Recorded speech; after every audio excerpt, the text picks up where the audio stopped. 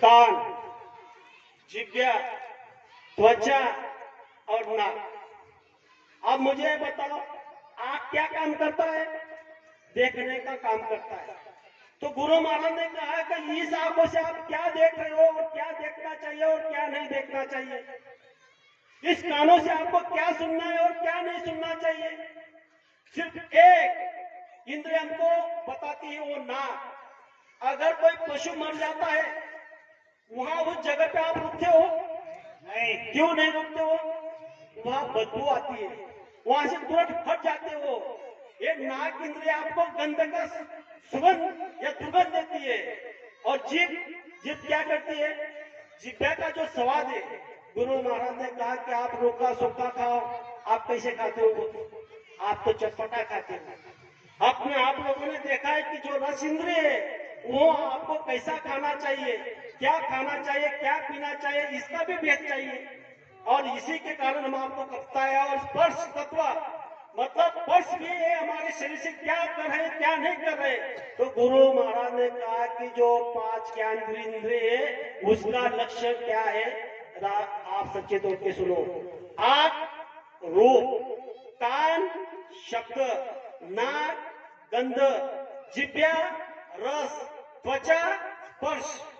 यही 5 कारण शरीर में ये तत्व है।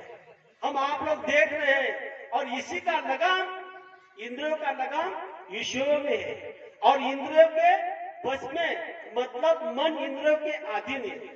हमारे जीवात्मा के चारों दिशा में अंतःकरण की शक्तियां है। सबसे पहले मन की शक्ति है। अब मैं आपको अगर पूछा जाए, मन की डोर किसके हाथ में है? किसी को अगर पूछा जाए कि भैया मन की डोर किसके हाथ में है, यहाँ पर कोई बता नहीं सकता जल्दी।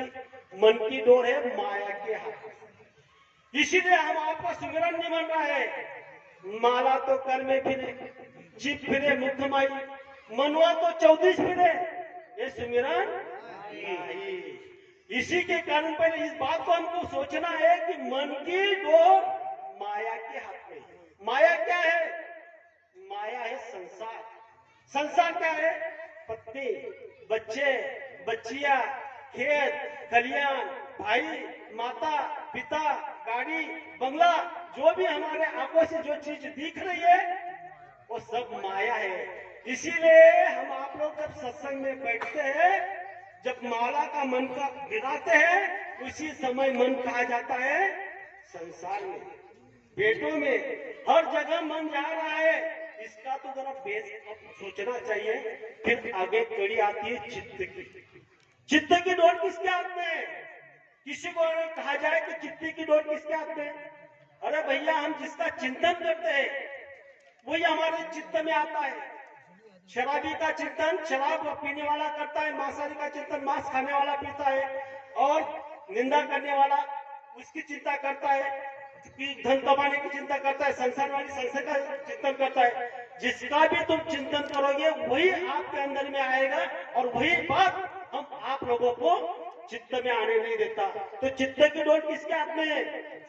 चित्त की डोर है ब्रह्मा जी के हाथ में, बुद्धि की डोर है विष्णु के हाथ में, अहंकार की डोर है शिव जी के हाथ में। ये कौन है? अरे यही हमारे अंदर में गुण है, जो हम रजगुण बोलते हैं, जिसे हम सत्वगुण बोलते हैं, जो हम कोई तमोगुण है। यहाँ पर हम आपको इस बात को सोच लेना है कि जो चित्त की डोर ब्रह्म के हाथ में है, वही ब्रह्मा हमारे शरीर में रजगुण है।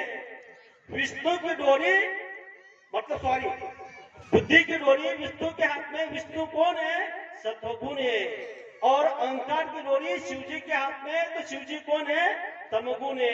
ये तीनों गुण हमारे अंदर में सांस सांस पर बदलते हैं। इसी के कारण हम आपको संत महात्मा ने कहा है कि हम आप लोग को सत्संग में जाकर सत्संग के वचन को सुनना है, और एक एक वचन जब सुनोगे तब आपको समझ में आएगा। फिर आखिरी बात आती है जीवात्मा की डोर किसके हाथ में? अरे हमारे अंदर में शरीर में जो शरीर चलायमान है, जिसके अंदर में जीवात्मा है, जिस दिन जीवात्मा निकल जाएगी, सांस की पूंजी खत्म हो जाएगी, ये शरीर यहाँ गिर जाएगा। तो जीवात्मा की डोर किसके हाथ में है? जीवात्मा की डोर ईश्वर भगवान के हाथ में है। लेकिन ऐसा सच्चा महात्मा जिस दिन